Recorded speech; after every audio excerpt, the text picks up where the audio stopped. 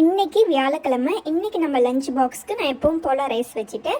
இன்றைக்கி குழம்பு நான் வெண்டைக்காய் போட்டு புளிக்குழம்பு தான் வச்சுருந்தேன். இதுக்கு சைடிஷாக நான் வெண்டைக்காய் ஃப்ரையும் பண்ணிட்டேன். எல்லாமே இன்றைக்கி வெண்டைக்காலே பண்ணியாச்சு. வெண்டைக்காய் ஃப்ரை இந்த மாதிரி நல்லா உதிரி உதிரியாக ஒட்டாமல் இருக்கணும். இந்த மாதிரி நல்லா ஃப்ரையாக இருந்துச்சுன்னா சாப்பிட்றதுக்கு நல்லா மொறுமொறுன்னு இருக்கும். இந்த வெண்டைக்காய் ஃப்ரை எப்படி பண்ணுறதுன்னு பார்க்கலாம். இதுக்கு ஃபஸ்ட்டு ஒரு பேனில் ஆயில் ஊற்றி ஆயில் நல்லா சூடானதும் கடுகு போட்டுடலாம். கடுகு நல்லா பொரிஞ்சதுக்கப்புறம் கருவேப்பிலையும் நான் போட்டுடுறேன். இப்போ நம்ம சின்னதாக கட் பண்ணி வச்சுருக்க வெண்டைக்காயும் ஆட் பண்ணிடலாம். வெண்டைக்காய் இந்த மாதிரி சின்ன சின்னதாக கட் பண்ணிக்கணும்.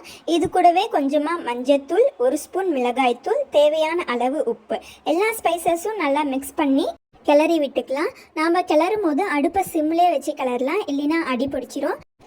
இந்த மாதிரி கொஞ்சம் கொஞ்சமாக கிளறி விட்டுக்கிட்டே இருக்கணும். பாதி வந்ததுக்கப்புறம் இந்த மாதிரி ஒட்டுற மாதிரி தான் வரும். அடுப்பை சிம்லே வச்சு நம்ம ஃப்ரை பண்ணிக்கிட்டே இருந்தோம்னா ஒவ்வொன்றும் ஒட்டாமல் வந்துடும். நமக்கு சிம்லே வச்சு ஃப்ரை பண்ணிகிட்டே இருந்தோம்னா இந்த மாதிரி மொறுமொறுன்னு சூப்பராக வெண்டைக்காய் ஃப்ரை ஒட்டாமல் வந்துடும். இது நீங்களும் வீட்டில் ட்ரை பண்ணி பாருங்கள். கடைசியாக குழம்பு கொதிச்சிச்சு. குழம்புல நான் கொத்தமல்லியும் தூவி விட்டுட்டேன். கடைசியாக நம்ம லஞ்ச் பாக்ஸை பேக் பண்ணி முடிச்சாச்சு.